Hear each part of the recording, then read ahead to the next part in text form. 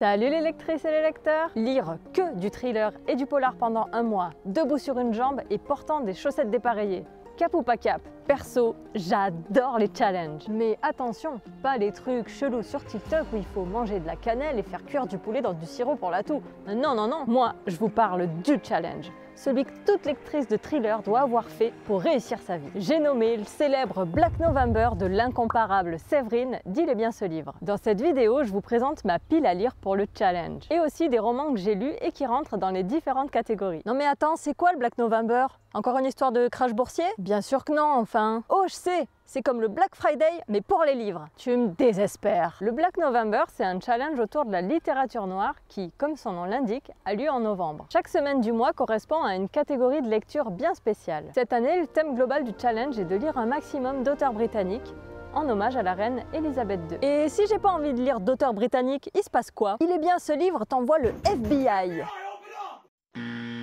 Allez, c'est parti pour 15 idées de livres. Du lundi 31 octobre au dimanche 6 novembre, nous devrons lire des thrillers fantastiques ou angoissants. Vous le sentez, le trouillomètre qui monte pour cette catégorie? Pour le fantastique, je démarre avec L'Outsider, écrit par un certain Stephen King. Ça sera l'occasion pour moi de découvrir le King dans le genre du thriller fantastique. Dans ce roman, un entraîneur de baseball est soupçonné du meurtre d'un enfant. Tout l'accuse, sauf qu'il se dit innocent.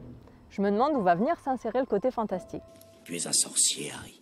Pour le roman angoissant, je pars sur le tome 1 de la saga Jack Cafferty, Birdman de Mo Hayder. Séverine elle-même m'a confirmé que c'était angoissant. Je pronostique donc un 4 sur 5 minimum au niveau du trouillomètre. D'ailleurs, avec un tueur en série qui s'amuse à enfermer des oiseaux vivants dans les cages thoraciques de ses victimes, ça promet d'être joyeux. Et l'autrice est anglaise, donc ce roman respecte le thème global. J'ai récemment lu un roman qui rentre dans la catégorie et que je vous conseille.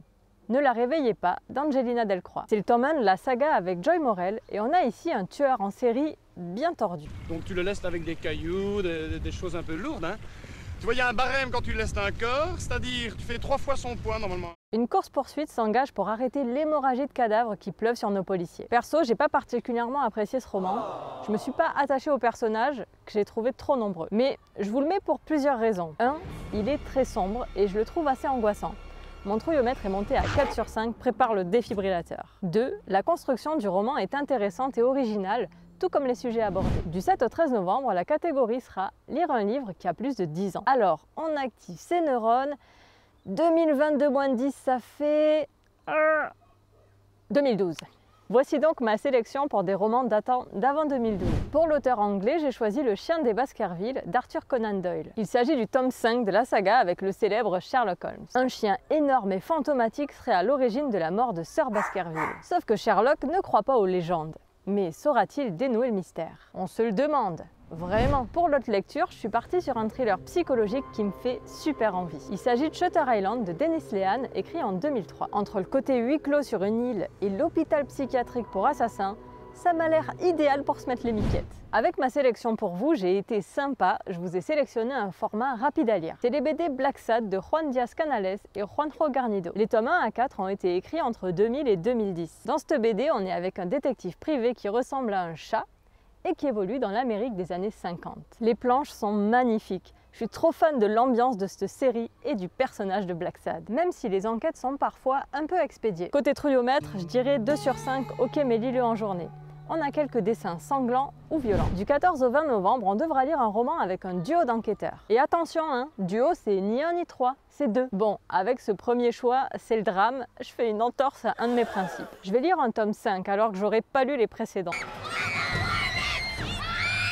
J'ai choisi le Syndrome E de Franck Tillier. Dans ce récit, on a les policiers Charcot et Henbel, et il se trouve que j'ai lu aucune des sagas avec ces personnages. Même si, à vrai dire, ma plus grosse inquiétude avec Tillier, ça reste le gore. Ensuite, pour un peu de légèreté, je vais lire un Cozy Mystery écrit par Julia Chapman, une anglaise. Rendez-vous avec le danger. C'est le tome 5 des détectives du Yorkshire. Cette fois, nos détectives Samson et Delilah enquêtent sur un accident et des vols de moutons. Dans un autre genre, avec un duo d'enquêteurs, je peux vous conseiller Le Gibier de Nicolas Lebel. Si vous êtes comme moi, totalement inintéressé par le sujet de la chasse, sachez que c'est pas vraiment le thème du roman. On est sur des meurtres qui s'accumulent au cœur de Paris et la chasse à courre sert plutôt à la construction du roman. C'était très bien réalisé d'ailleurs. J'ai bien aimé cette histoire malgré un début un peu lent.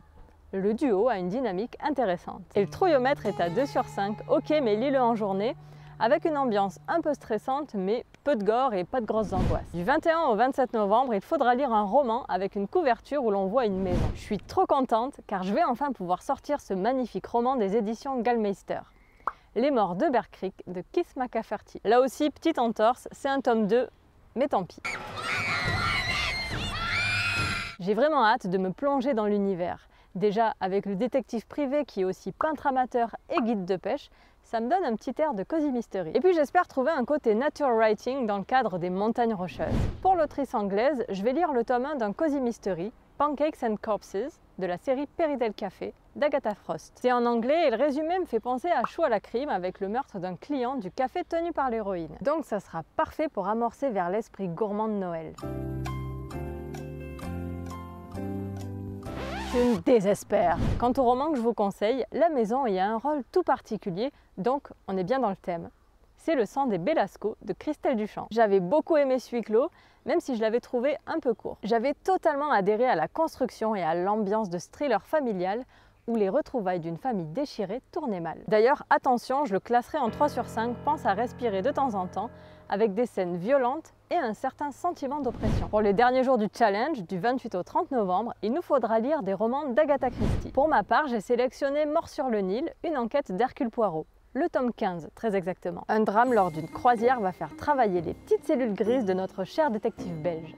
Et dès que je l'aurai lu, je pourrai enfin voir le film. Et j'ai aussi choisi Monsieur Brown, le tome 1 de la saga avec Tommy et Tuppence Beresford. Je suis absolument fan des films avec Catherine Fro et André Dussolier, donc j'ai hâte de lire les romans. Quant à moi, je vous conseille la lecture du Crime de l'Orient Express. C'est une des affaires de Poirot dont je me souviens le mieux. Je la trouve particulièrement originale et dans le cadre magnifique de l'Orient Express. Et là, côté troyomètre, on est sur du 1 sur 5, même pas peur. Oh, avant de clôturer, pensez à vous abonner pour pas louper le bilan du Black November que je ferai début décembre. Surtout, venez me dire en commentaire si vous souhaitez faire une lecture commune en novembre avec un des livres de ma palle. Et allez voir cette vidéo, ça vous donnera 3 autres idées pour la catégorie livres angoissants.